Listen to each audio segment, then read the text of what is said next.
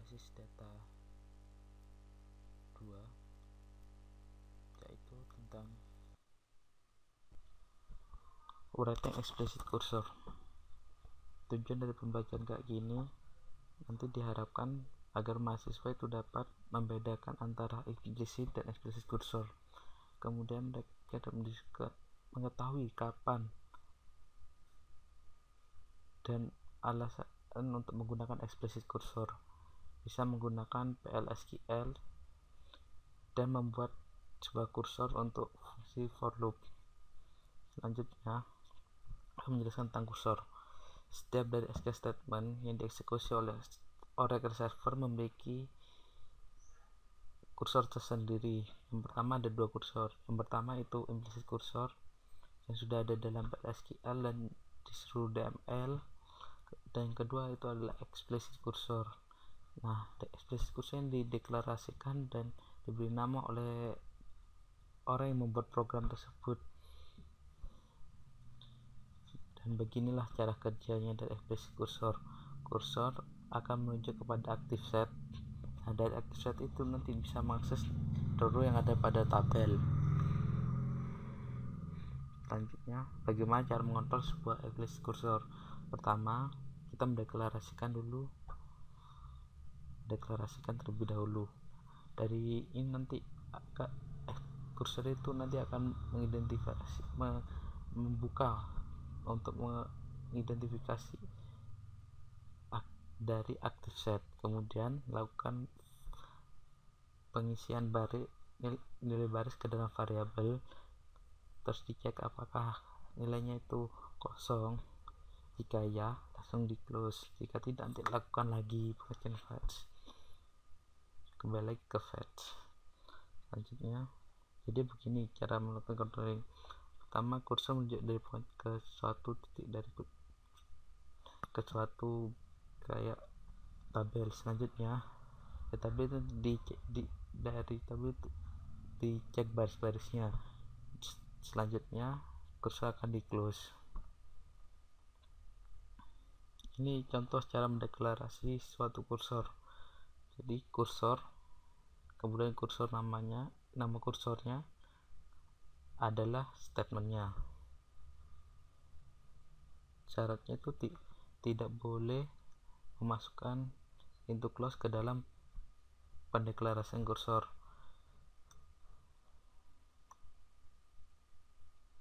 Jika membutuhkan row yang spesifik, bisa menggunakan order by clause pada query.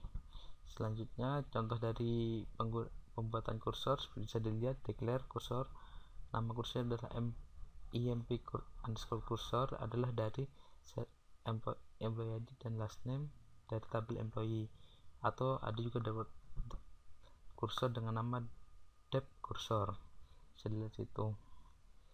Selanjutnya, cara membuka kursor. Pada saat membuka kursor itu terlebih dahulu menggunakan perintah open. Perintah open ini nanti diikuti dengan kursor name yang ingin dibuka. Kemudian open the cursor. Untuk penggunaan open cursor ini bisa untuk mengeksekusi dari query dan mengidentifikasi the active set. Jika dalam query tidak ada barisnya, maka tidak ada exception. Kursor atribut juga bisa digunakan untuk mengetes dari hasil setelah fetch. Ini contoh fetching data dari kursor. Bisa menggunakan print fetch, kemudian fetch itu seperti memasukkan data lah. Kemudian saya sendirikan cara membuat fetch kursor itu. Melakukan fetch pada kursor itu adalah dengan perintah fetch, kemudian nama kursornya masuk ke dalam mana. Contohnya bisa dilihat pada bagian example tersebut. Nah, pada bagian ini kursor ini bisa menerima current row variable, nilai dari baris itu ke dalam variabel. kemudian bisa masukkan nomor yang sama ke dalam variabel, mencocokkan setiap variabel dan mengetes.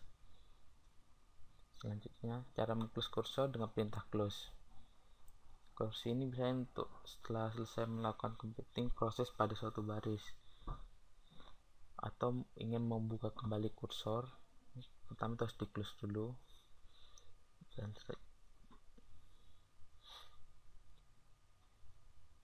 dan tidak diusahakan jangan melakukan fetching data pada setelah kursor itu habis telah di close. Dan ini beberapa perintah dari explicit cursor, atribut-atribut yang ada pada explicit cursor. Dari atribut isOpen itu akan memberikan nilai true jika kursornya itu sudah dibuka. Kalau misalnya not found itu akan memberikan nilai true jika setelah melakukan flashing tidak ditemukan, tidak mereturn suatu row. Found itu jika akan memberikan nilai true jika mereturn baris dari row baris itu. Kemudian row count itu untuk menghitung total dari baris. Ini berikut ini adalah contoh dari atribut isOpen.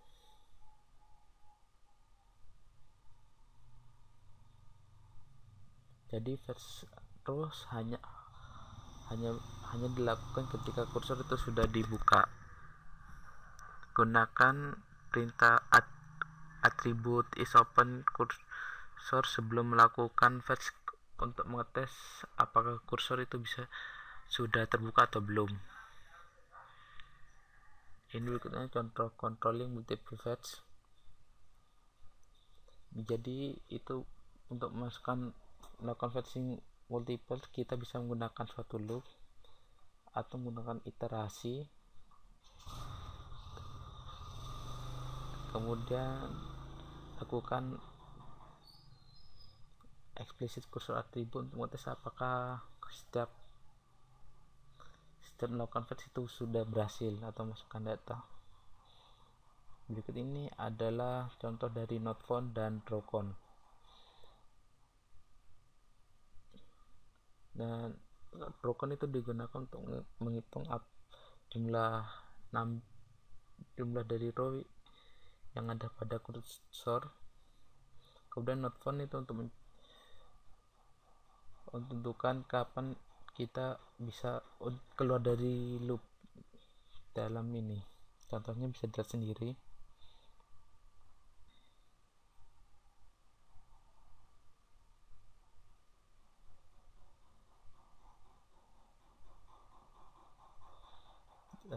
Berikut ini adalah kursor dan record. Jadi proses the draw of active set by fetching value into PL or SQL record. Proses dari baris dari set yang aktif itu bisa dilakukan memfetching nilai ke dalam satu PL SQL record. Misalnya dari berikut ini bisa menampilkan status dan last name-nya itu adalah king. Selanjutnya berikut ini adalah contoh dari kursor for loop. Jadi sintaknya itu for, record name-nya apa, kemudian in, kursor name-nya apa, loop, dan statement untuk mengakhiri loop ini berarti end loop titik koma. Jadi kursor for loop ini adalah shortcut untuk proses dari explicit cursor.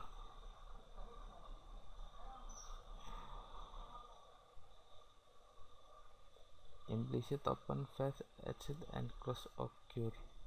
Jadi open, fetch, exit, and close itu langsung didapatkan, dan recordnya itu langsung dideklarasikan seperti itu. Ini contoh cara menampilkan list data employees yang kerja pada sales department. Contohnya kita menggunakan for loop di sini ya, bisa dilihat. Berikut ini adalah kursor for loop menggunakan subqueries. Jadi pada ini kita nggak perlu mendeklarasikan kursor. Contohnya bisa dilihat begin for employee record, dari employee record pada select last name dan departemen ID dari employee, lakukan looping sampai end. Ya, sekian presentasi dari saya. Terima kasih atas perhatiannya. Kemudian selanjutnya kita akan mencoba beberapa contoh dari praktikum. Selanjutnya itu adalah latihan praktikum. Yang pertama, untuk utama jalankan script Geneva ini. Script ini gunanya untuk membuat tabel baru dengan nama Topdog dan yang menyimpan gaji dari pegawai. Jadi kopikan saja.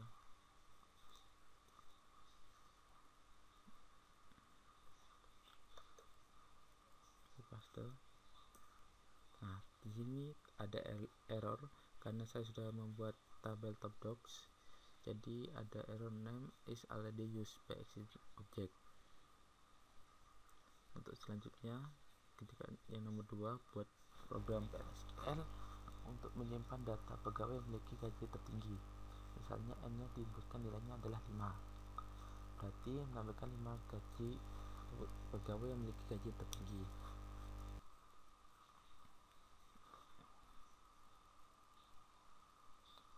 Ini listing programnya.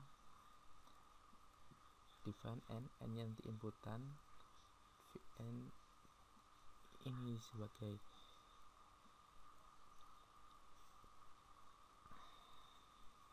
VN di buat number dengan maksimalnya ada 3, kemudian visal employees.salary. Nanti insert into Topdog values visal.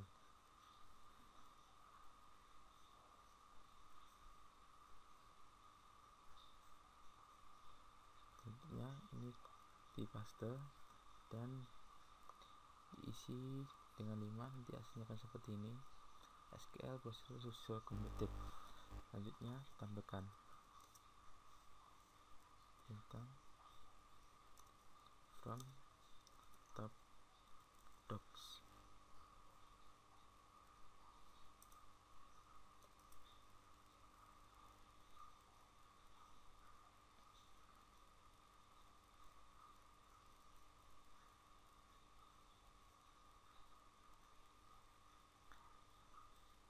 Ini si Odi.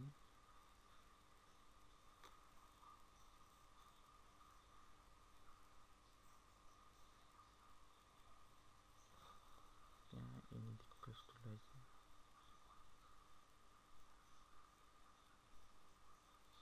Nah, hasilnya tampil dari 24.000 dari yang paling tinggi sampai yang berikutnya. Selanjutnya kita coba lagi, misalnya itu nilainya n-nya 0.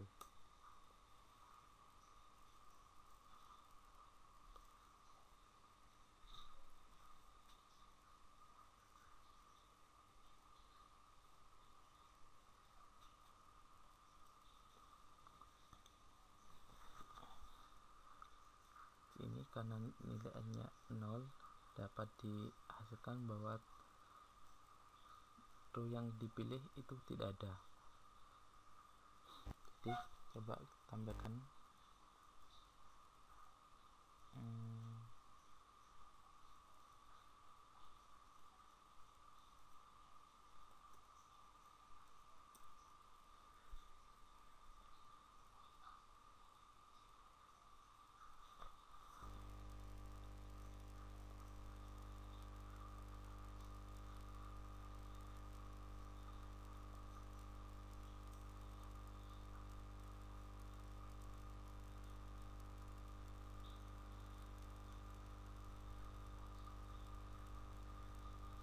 no row selected. Ini menandakan bahwa tidak ada tabel yang pilih karena jumlahnya hanya 0.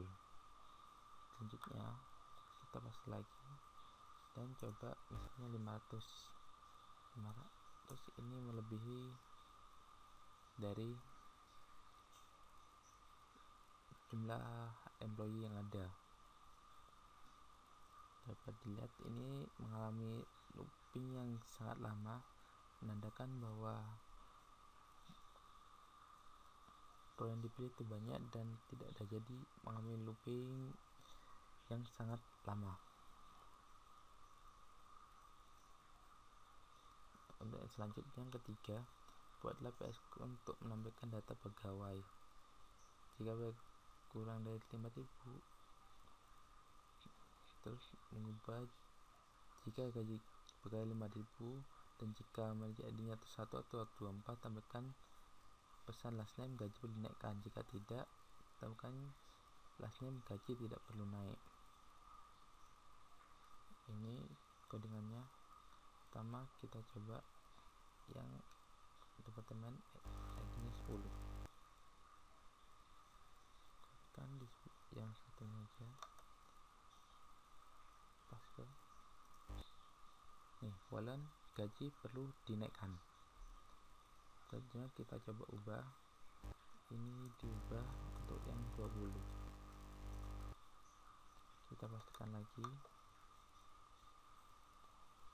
naikkan hasten gaji tidak perlu dinaikkan, gaji tidak perlu dinaikkan. Ini menunjukkan bahwa gaji mereka itu tidak berada di bawah 5.000, dan employees for manager ID-nya itu tidak 11 atau 124. Itu. Terima kasih, sekian. Untuk yang soal nomor 2 tadi masih mengalami hal looping, jadi itu bisa dikatakan tidak bisa. Ya, terima kasih. Akan saya